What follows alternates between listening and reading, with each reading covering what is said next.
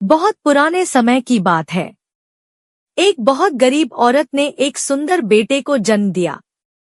उस बच्चे के हाथ पर नीले रंग का एक बड़ा सा दाग था, जो पंडितों के अनुसार उसे भाग्यवान बना रहा था। उसके जन्म के साथ ही उस गांव के ज्ञानी ध्यानी पंडित ने भविष्यवाणी की कि यह बच्चा 14 साल की उम्र में एक राजकुमारी से विवाह करेगा और खुद राज करेगा। एक दिन ऐसा हुआ कि एक राजा शिकार खेलते हुए रास्ता भूलकर उसी गांव में आया, जहां उस बालक का जन्म हुआ था। गांव वालों ने उस राजा को पहचाना नहीं, क्योंकि उन लोगों ने कभी उसे देखा ही नहीं था। गांव के एक बूढ़े ने बातों बातों में राजा को बताया कि कुछ दिनों पहले उनके गांव में एक ऐसा बच्चा पैदा हुआ है, जो 14 साल की अवस्था में इस राज्य के राजा की लड़की से विवाह करेगा। राजा को यह बात सुनकर बहुत गुस्सा आया, क्योंकि कुछ दिन पहले उसके घर में एक बेटी का जन्म हुआ था। राजा वैसे भी बहुत ही घमंडी और कठोर हृदय का व्यक्ति था। राजा ने सोचा कि क्यों न मैं उस गरीब औरत को कुछ धन देकर इसका बच्चा इससे ले लूं और इसका काम तमाम कर दें, तो न ही यह भाग्यवान बच्चा रहेगा और न ही मेरी राजकुमारी से विवाह कर पाएगा।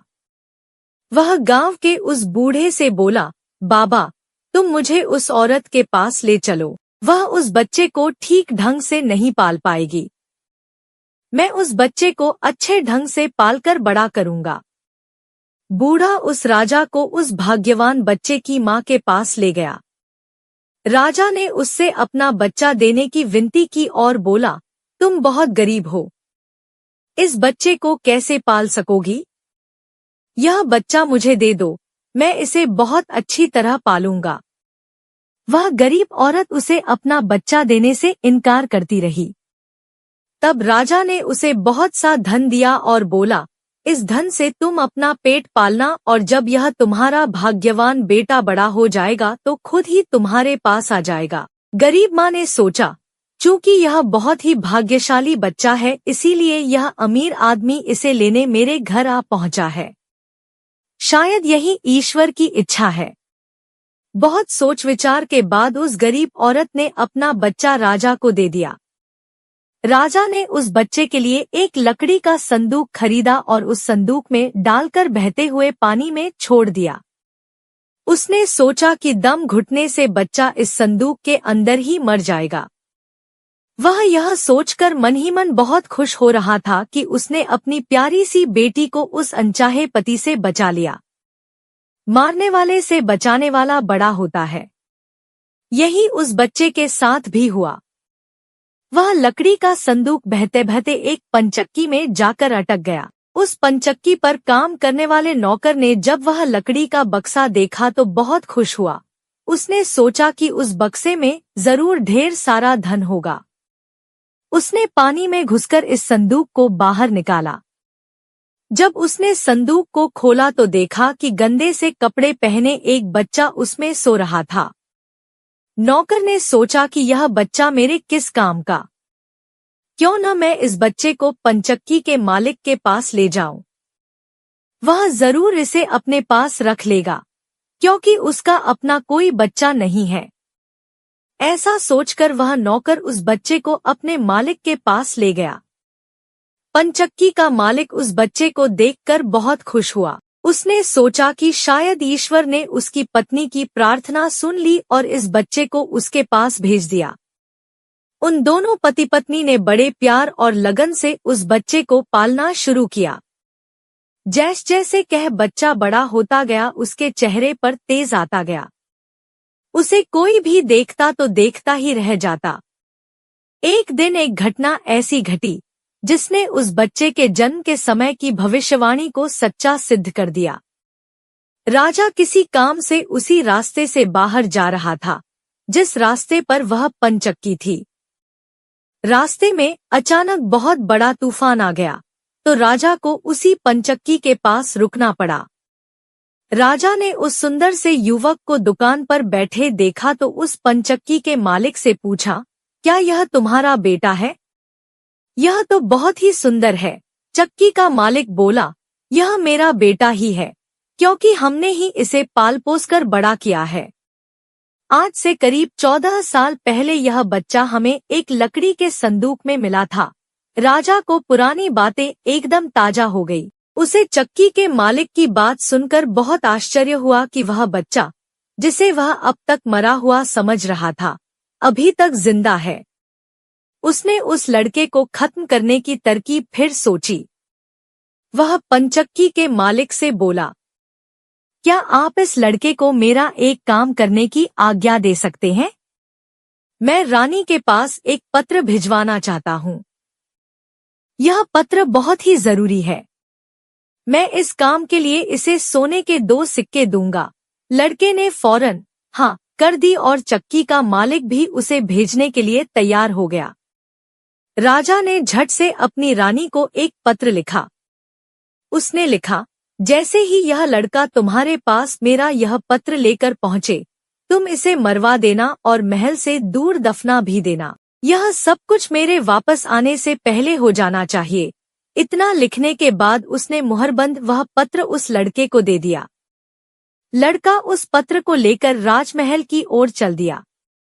वह आज तक अपने घर से कहीं बहुत दूर नहीं गया था। अतः राजमहल का रास्ता नहीं ढूंढ सका और जंगल में ही भटकने लगा। शाम ढल चुकी थी। तभी अंधेरे में उसे दूर से रोशनी आती दिखाई दी। वह दौड़कर उस रोशनी की तरफ गया तो देखा कि वहां पर एक छोटा सा कच्चा घर था। उस घर में कोई दरवाजा नहीं था।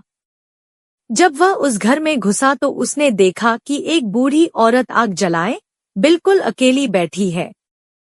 वह औरत उस लड़के को अपने सामने देखकर डर गई। उसने लड़के से पूछा, बेटा, तू कहाँ से आ रहा है और तुझे कहाँ जाना है? लड़के ने जवाब दिया, मैं पास के गांव की पंचक्की से आ रहा हूँ और रानी माँ को यह खत देने जा रहा हूँ, पर मैं इस जंगल में अपना रास्ता भूल गया हूँ। रास्ता ढूंढते ढूंढते शाम हो गई। अंधेरे में मुझे यही घर दिखाई दिया, इसलिए मैं रात गुजारने के लिए यहाँ आ गया। उस बूढ़ी औरत को उस लड़के पर बहुत दया आई, क्योंकि वह डाकुओं के ठहरने की जगह थी और वह बूढ़ी औरत उन डाकुओं की नौकरानी थी। उसे डर था कि अगर डाकुओं ने उसे देख लिया तो उसे मार डालेंगे। लड़के को यह जानकर पहले तो कुछ डर लगा कि वह डाकुओं के घर में घुस गया है, पर अंधेरे में कहीं और जाना भी आसान काम नहीं था और दिन भर चलते रहने के कारण वह बहुत थक चुका था, सो उसे बहुत जोरों की नींद आ रही थी। वह उस बुढ़िया के कहने पर घर के एक कोने में चुपचाप जमीन पर सो गया। आधी रात के बाद जब डाकू उस घर में आए तो किसी और को अपने घर में सोता देखकर अपनी नौकरानी पर बहुत गुस्सा करने लगे। बूढ़ी नौकरानी ने उन्हें सारी बात बता दी और वह चिट्ठी भी डाकुओं के सरदार के हाथ पर रख दी जो उस लड़के ने उसे दिखाई थी। राजा की मोहर देखकर उन डाकुओं को उस चिट्ठी पर कुछ शक हुआ। सरदार ने बड़ी सावधानी से उस चिट्ठी को खोलकर पढ़ा तो सोते हुए उस लड़के पर उसे बहुत तरस आया। उसने उस चिट्ठी को फाड़ दिया और एक दूसरी चिट्ठी उसमें रख दी। उस चिट्ठी में लिखा था, जैसे ही यह लड़का राजमहल में पहुंचे, तुम इस लड़के से अपनी राजकुमारी का विवाह कर देना। यह काम मेरे वापस आने से पहले ही पूरा हो जाना चाहिए। यह खत उन्होंने उस लड़के के सामने रख दिया और सुबह होने से पहले ही डाकू वहां से चले गए। सुबह जब वह लड़का सोकर उठा तो उस बूढ़ी ने उसे कुछ जलपान कराया। फिर वह लड़का राजमहल की ओर चल पड़ा।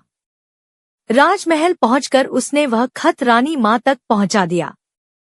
रानी ने जब खत पढ़ा तो उसे बड़ा आश्चर्य हुआ कि राजा ने यह कैसी आज्ञा दी है।